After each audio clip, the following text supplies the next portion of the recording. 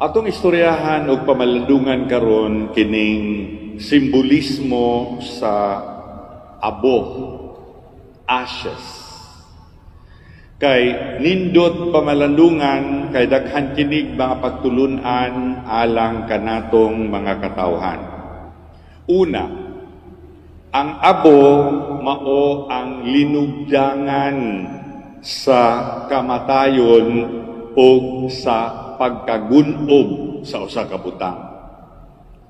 In other words, ang abo gikan kana sa mga nagkadaiyang butang kunya dunay ending o dunay pagkagunob.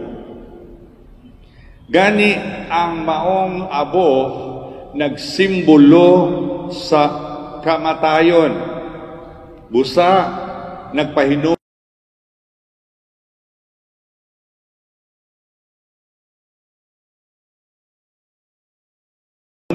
ang maong abo nga kitang mga tao mga matay, mortality, mortal, mga matay. Atong hinumduman nga ang isulti sa pari sa panahon nga iyang bulibon ang gining maong abo sa ulo sa katawhan, moingon siya, hinumdumi tawo nga sa abog ikaw gikan ug sa abog usab ikaw pauli.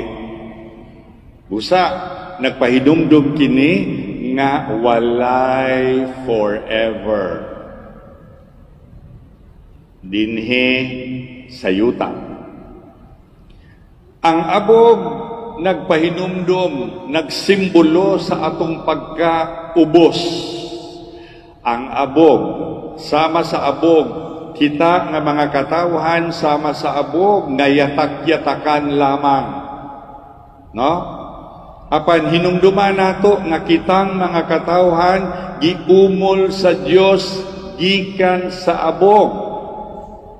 Ang walay bili nga abog gihatagan og bili sa Ginoo sa pag-umol nga kitang mga katawhan mao ang mitumaw nga iyang mga binuhat gikan sa abog. Apan pauli kita sa abog. Busa adunay kamatayon ang tawo nga gimugna gikan sa abog. The good thing about abo is that kung ang abo muipon sa yuta, mutabang kini sa pagpatubo sa paggitim sa salingsing sa usa katanom. Sa ato pa ang abog nga maoy linugdang sa kamatayon, mutabang sa pagpatubo og bag-ong kinabuhi. Ug mao ni hinungdan ngano nga ang abo usa ka importante nga simbolo nga gigamit sa simbahan, particularly karong Ash Wednesday. Kay karon gipahinumduman kita nga kita makasasala, nga kita mga matay, nga gikan sa kamatayon mutumaw ang bag-ong kinabuhi. Sa biblikanhon nga panahon, ang abo importante kaayo nga gigamit alang sa silot sa usa ka makasasala. Kay sa unang panahon, kung ang usa ka tawo mahibaw-an nga public sinner siya, mao ni ang iyang buhaton. Una, magsulob siya og sako. Ikaduha, maglingkod siya sa abo. Ikatulo, butangan og abo ang iyahang ulo. Ngano mang abo, ngano man nga sako, kay ang abo og ang sako lagi gawas nga simbolo sa atong pagkawalay pulos, naghatag pud kini og discomfort sa mga tawo. Sulay ra gug butang og daghang abo ng inyong ulo, di ba kay sobra paskas pa ang inyong agion. Sulay ra gug sulob ang sako ha, dili ng sako harina kay sosyal managamay. Katong yung sako nga perting kuana, katula, ug mao nay dapat isulob mirisi. Ang ayan lang nga kini mao'y pamaagi purma sa pagsilot sa iyang kaugalingon sa pag-angkon nga siya usa ka makasasala. Ug mao ni ang kaimportante niini. That was a long time ago. Gani karon ang abo nga atong dawaton simbolo naman lamang, dili na siya literal nga isul nga butangan ug ulog yun nga daghan. Ato naman lang ni siyang buliburan o gamay kaayo sa una nga wala pa'y COVID, ato raman ang imarka din unsa man ang kahulugan ni ini karon, dili ni siya literal nga silot nga imong ihatag sa imong kaugalingon tungod sa imong sala, kundi simbolo kini una nga ikaw midawat nga makasasala kitang katawhan. Meaning, kinahanglan ka nga magpabadlis kung moangkon ka nga ikaw makasasala. Naamang goy mo ingon nga, ay padre, dili rami pabadlis padre, kay mukaon rami karne. Ay, wa man connection. No? Lahi ang pagkaon o pagdili og kaon sa karne ug ang pagbadlis. Badlisan kita, miduol ka, kay miangkon ka na ikaw makasasala. No? Ug mo na hinungdan nga no, nga dinhi niining Ash Wednesday is to remind us to accept nga kita nanginahanglan sa grasya sa pasaylo, nanginahanglan sa grasya sa pagbasol o paghinulsol sa atong mga sala. Kaya ang isulti sa pare gawa sa pag-remind nato sa atong kamatayon sa panahon nga iyang ibutang ang maong abo diha sa atong ulo, moingon siya, repent, paghinulsol o tuo sa ebanghelyo. Mao na inyong madungog karon sa pagdawat niining maong abo. Hagit sa ebanghelyo karong adlaw, ang unang adlaw sa panaw sa Kwaresma, diin kita giawhag sa pagbalik sa Ginoo, giawhag sa pagbasol o paghinulsol. Gani hinungdan man nga niining pandemic, wala pa'y kaayo oy campaign for confessions tungod niini. Pero gikinahanglan nga magsugod una sa imong kasing-kasing ang pagbasol o paghinulsol. Ang pagkumpisal, mao na lamang kana ang resulta sa imong pagbasol. Kaya naamang ko'y mangumpisal, nga nangumpisal, nga wala pa pud gabasol. Unsa may giingon ni Propeta Joel sa unang pagbasa? Niingon siya, rend your hearts, not your garments. Gisia ang imong kasing-kasing, ayaw ang imong bisti. Ang external manifestation sa pagbasol nga mao ang pagkumpisal, resulta lamang kana sa nagmabasulon nga kasing-kasing diha sulod sa inyong sa atong tagsa-tagsa. Turn away from your sins, pagbasol, biyai ang sala ug tuo sa ebanghelyo. Mihatag ang Ginoo kanatog oportunidad karon nga ang imbitasyon nga dali kamo balik. Naghulat ako kaninyo, kanus apa man kamo mo balik gari kanako. Mao kana ang imbitasyon sa Ginoo niining unang adlaw sa Kwaresma. Death, kamatayon, mao ang kahulugan sa ash or abo. Meaning, we are called to die to ourselves, we are called to deny, we are called to prohibit from whatever we want to do. Kay ang giawhag sa Ginoo mao kini, mortification. Unsa man ang mortification?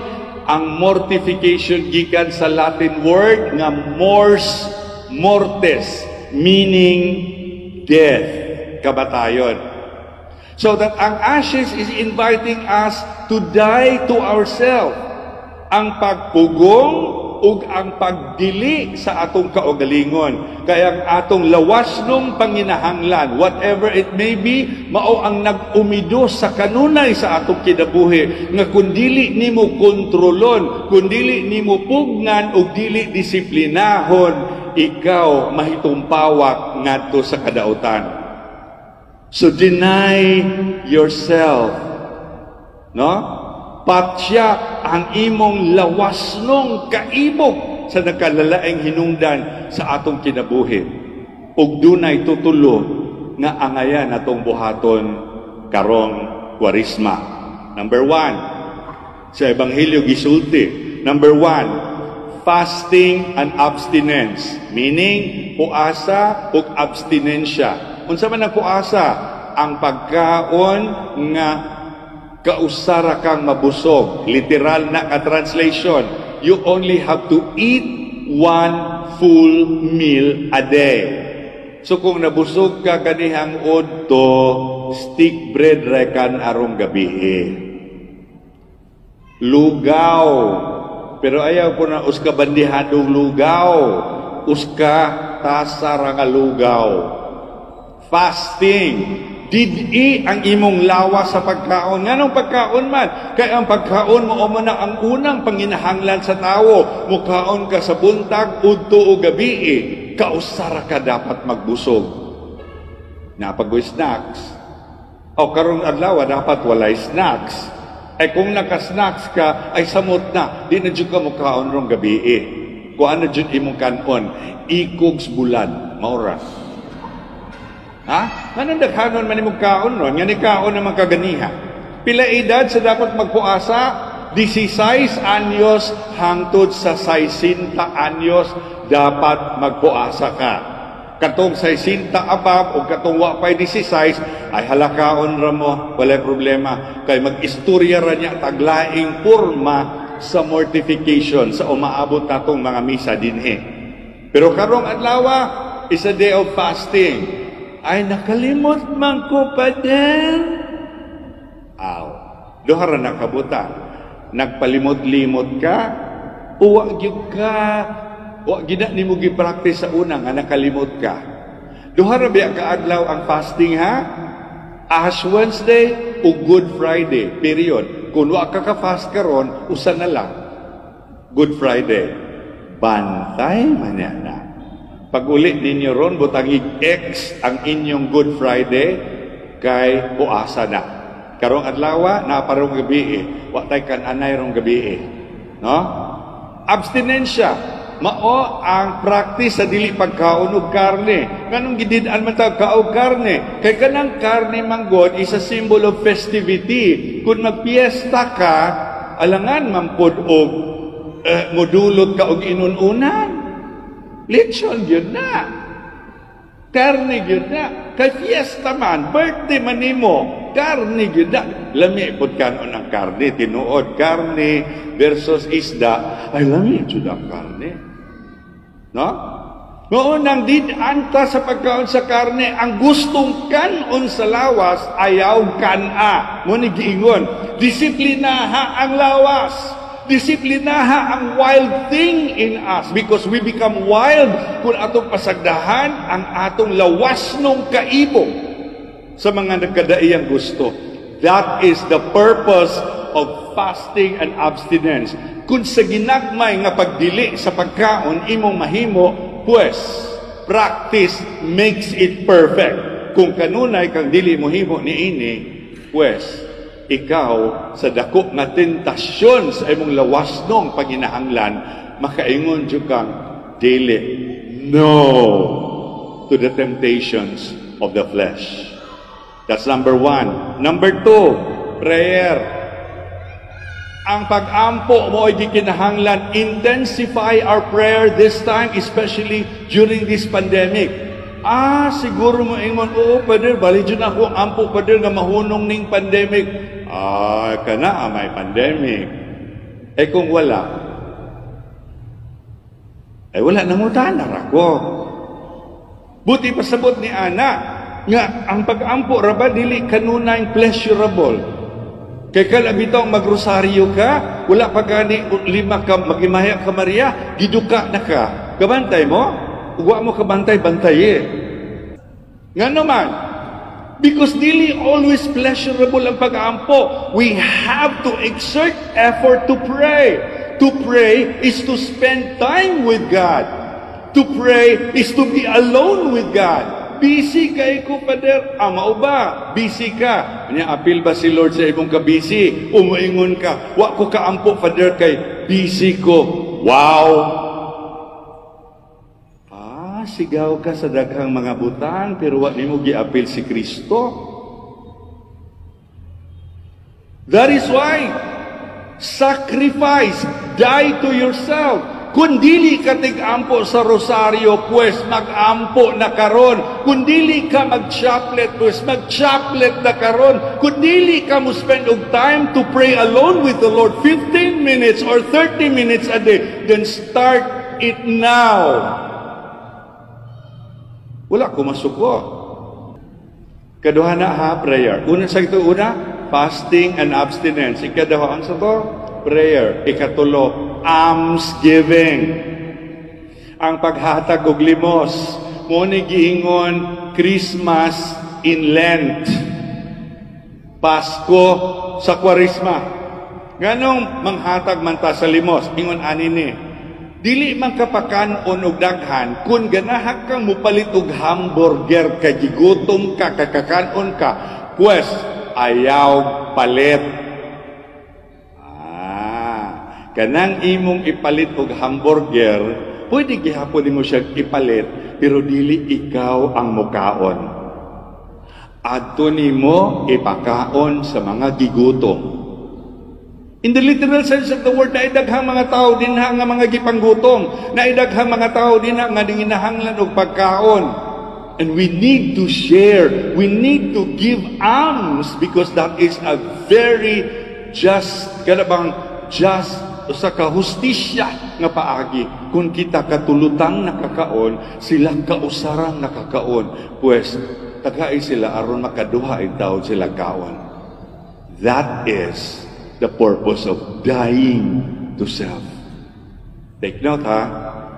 Pag mag-fasting, abstinence, prayer, and almsgiving, mugitib, mamatay ta sa atong kaugalingong panginahanglan, ug mugitib ang salingsing sa bag-ong pagkatao.